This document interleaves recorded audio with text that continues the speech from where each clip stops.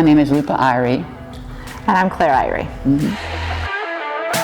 Together we have Lupa's Kitchen.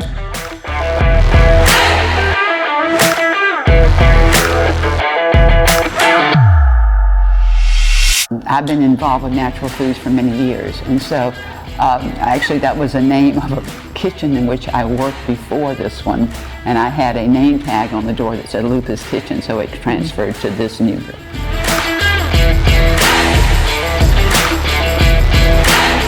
It sprouted life probably in 2010, and then my mom started brewing back in the 90s, and so for many she's considered one of the original kombucha brewers here in America. I tell folks she's been brewing before it was before it was something hip and cool. But as a company and commercially, I would say that we launched, I think back in like 2000, like 2015? 13, I think. For kombucha? Maybe not. Maybe about 2015. And then we went into cans around 2018.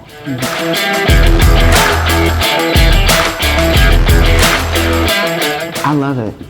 And it's known as a tea of immortality. And the beauty of kombucha is that, first of all, it's very simple to make. It's basically a southern tea that you have a mother on that will eat up all the sugar and turn it into healthy probiotics and enzymes. I'm all about internal health. How you feed your body is how you're going to live your life. And probiotics are a real key. They're the life of the body, and that's what kombucha represents.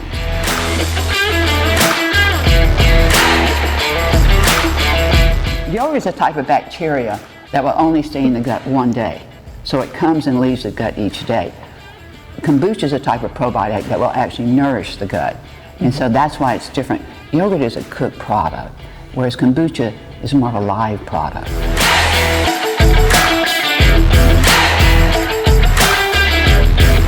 Well, now what the books will tell you is that kombucha will flush the liver.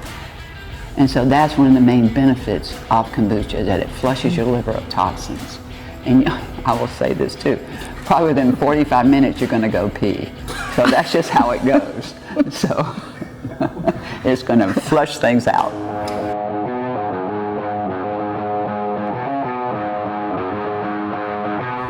The mother is actually, it looks like a large pancake that actually grows on top of the mother, and it continually reproduces a new mother. About every week a new mother is formed. And when they do that, they're eating, when the mother is being formed, it's taking up the sugar within the product and turning it into the mother. The mother's using it to grow with. And another name for the mother would be SCOBY, symbiotic combination of yeast and bacteria, which would describe what a kombucha mother is. But it's been around 3,000 years in Chinese medicine. So this is no early comer. It was first used a lot in Eastern Russia, into the remote areas of that particular world. But then it came on out here, and it became, like GT, like, those brands. I think he was kind of like the first one to really commercially launch kombucha and bring it to the market and bring awareness to it. And then there's just been a lot of amazing brands out there that's put their own little spin on kombucha, what we like to call booch.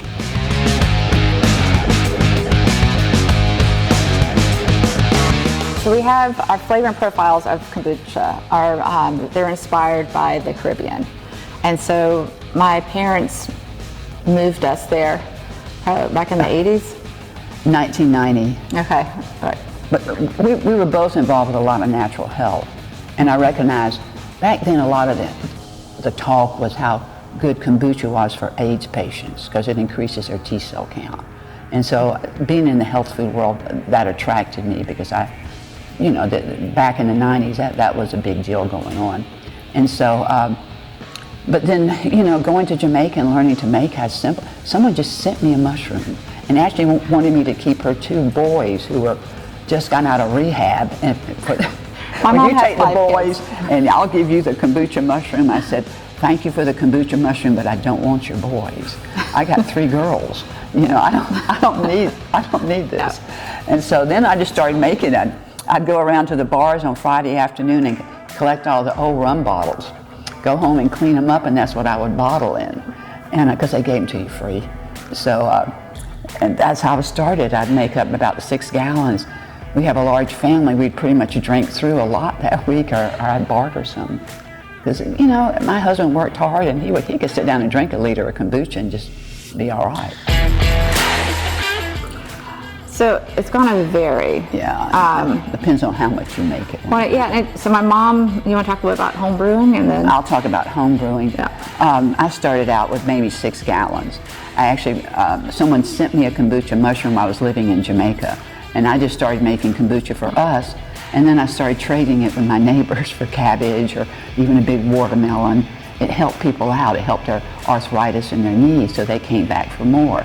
And that's really how it started for me. It was just making it for my families and doing some bartering with it. And then we just kind of, when we launched Lupa's Kitchen in 2010, and we started out as a sprouted food company and sauerkraut company, right? And we transitioned into kombucha. What we found as we scaled up from, I think it was like 30 gallons to 50 gallons to 100 gallons and now like 500 gallons. It really is all about your base, and everyone's going to have a different take on their base. And for us, we wanted a very just smooth, easy tasting kombucha that once combined with the flavoring, they both kind of work together and just kind of produce this really refreshing product.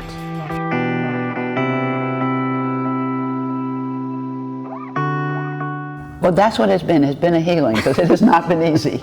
We have gone through a lot of ups and downs and ins and outs, but we're fine. We have found a peace. And so we're working, I think we've worked it out. And I want to clarify that. So my mom, like I said, she's a brewer from the 90s, right?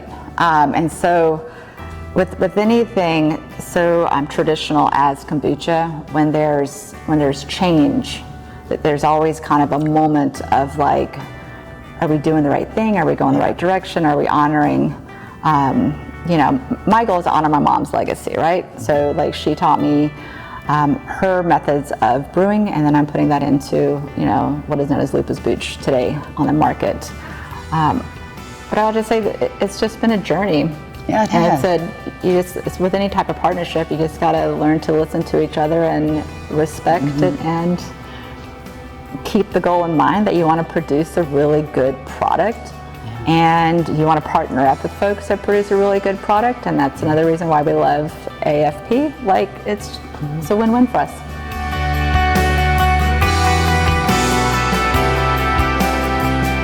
You know, I think every brewer will kind of relate, like you go through these growing pains and challenges of finding the right portions and stuff. For us, when we first started out, we were doing everything by hand. So you're blending or you're juicing, and we got to a point where it just didn't make sense to keep doing that, and the quality of life, and it was just too time consuming.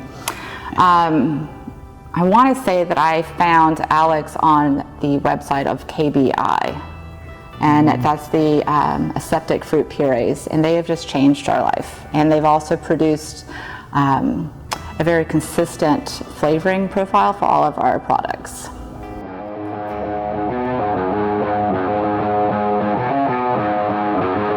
So 2 things.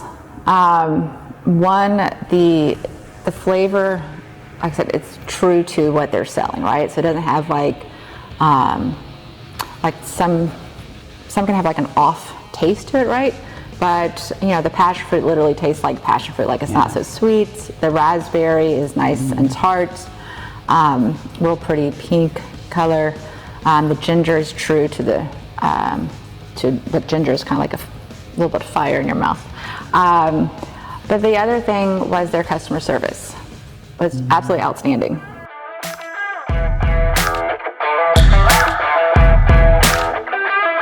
The purees make it so simple. So it's literally like, what we're going to do is the mamas are doing their magic inside the tank. And then once it's ready, every brewer has kind of their set time that makes their booch like ready for the market, right? So we'll pump it into the bright tank, and then we'll blend in the purees, and then they'll just combine and mix up. I mean, it's just such a simple thing to use for brewing.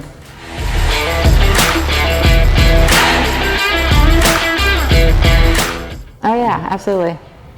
I would definitely give them a try. And it goes, and you know, with the flavoring, because I know in the beginning for us, it was a little kind of like, oh man, like how do we use this stuff, right? So you get out your norm. So I would just say less is more, and then you kind of just keep adding, like get a 5-gallon bucket, and you just kind of keep adding and tasting and letting it sit. And then once you find what's right for your brand, then that's your magic marker.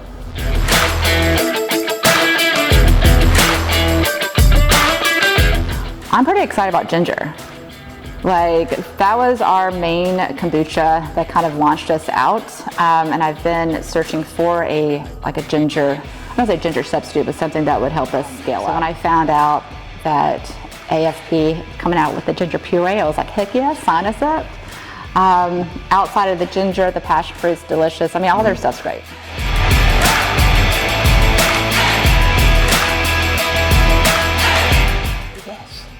I think so, because it makes sense. More people are being aware of their health.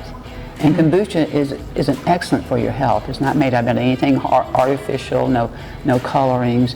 It's just God-created food. And that's what we're looking for in my life. I'm looking to put out to the world clean food. And that's what kombucha represents. But I would also say that not all kombucha is created equal, right? And so just like with anything on the market, like if you guys remember, like when gluten-free came out, right? Everyone's like, this is super healthy, it's amazing for you. But then it became like really saturated. So like take your time and read the ingredients in the nutritional manual and just kind of know what you're putting in your body. The other thing that I have seen with the growth of kombucha is health benefits, but also giving folks an alternative to drinking alcohol. So like if you're moving into sobriety, are you out of sobriety, are you just like don't want to drink anymore? Kombucha is a good addition to your life. Lupa's kombucha. It's going to change your life, period. That's it.